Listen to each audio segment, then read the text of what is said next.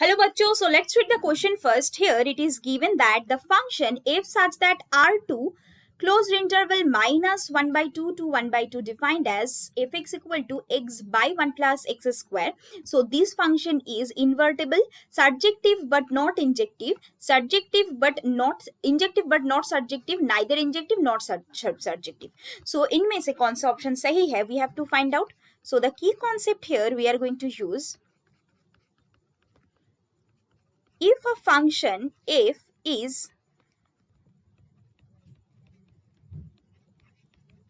Injective और जिसको हम 1 भी बोल सकते हैं, then if we take fx1 equal to fx2, then it gives x1 equal to x2. So x1 x2 कहाँ से लिया है हमने? इसका डोमेन सेट से. एंड और भी एक हो सकता है, if we take x1 not equal to x2, this implies fx1 not equal to fx2. So ये दोनों करके हम ये इंजेक्टिव और 1 है कि नहीं प्रूफ कर सकते हैं. सो एंड ऑन टू के लिए हम क्या करेंगे? ऑन टू और सब्जेक्टिव के लिए, so onto and subjective के लिए हम देखेंगे if codomain of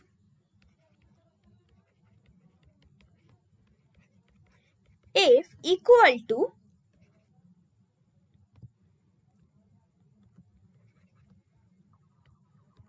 range of f है कि नहीं. सो कोडोमेन यहां पर क्या है? f का कोडोमेन है this. So this is equal to range of f आएगा तो ही हम बोल सकते हैं ये सब्जेक्टिव है. सो अब हम देख लेते हैं गिवन फंक्शन क्या है. गिवन फंक्शन क्या है? f x equal to x by 1 plus x square.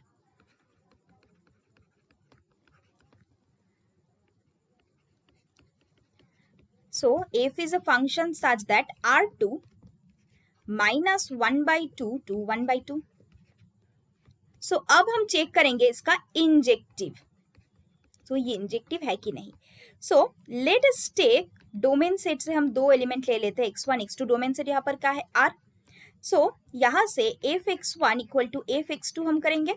So from here we will get x1 by 1 plus x1 square x2 by 1 plus x2 square which is equal to, यहाँ से क्या मिलेगा? x1 plus x1 x2 whole square x2 x1 whole square plus x2. So from here we will get x1 x2 x2 minus x1 equal to x2 minus x1. So यहाँ से we will get x1 equal to x2 और यहाँ पर एक और condition आ रहा है x1 x2 equal to 1. सो यहाँ पर एक कंडीशन तो आ रहा है एंड और एक भी कंडीशन आ रहा है. सो हम देखेंगे दूसरा जो ऑप्शन है इंजेक्टिव प्रूफ करने के लिए वो. Now let us take x1 equal to 2 and x2 equal to half.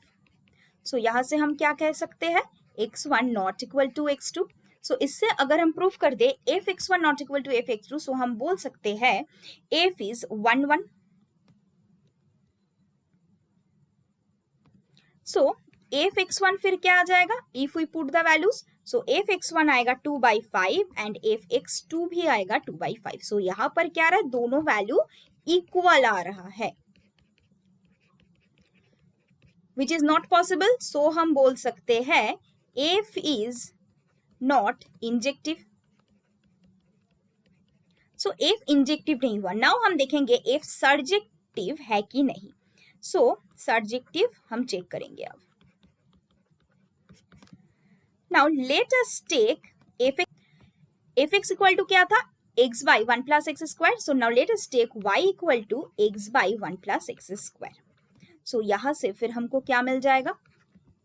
X square y minus x plus y equal to 0. Now ये इसका डिस्क्रिमिनेंट हो जाएगा D square greater equal to 0 because इसका जो रूट्स है वो होगा रियल. रियल क्यों होगा? बिकॉज इसका डोमेन जो सेट है वो है रियल एंड कोडोमेन सेट भी रियल है. सो रूट्स भी हमेशा डोमेन एंड कोडोमेन के बीच ही रहता है. सो ये रियल ही होगा. सो अगर एक क्वाड्रेटिक इक्वेशन का रूट्स रियल हो जाए सो इसको हम ग्रेटर इक्वल टू 0 कह सकते हैं डिस्क्रिमिनेंट को. सो यहाँ से मिल जाएगा 1 minus 4y square greater equal to 0. That means 4y square minus 1 less equal to 0. So यहाँ से क्या मिल जाएगा 2y plus 1 2y minus 1 less equal to 0. So from here we can say that y belong to closed interval minus 1 by 2 to 1 by 2. So closed क्यों हुआ? Because यहाँ पर less equal to 0 था.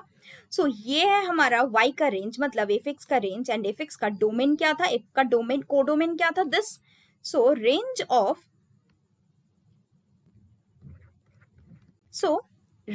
of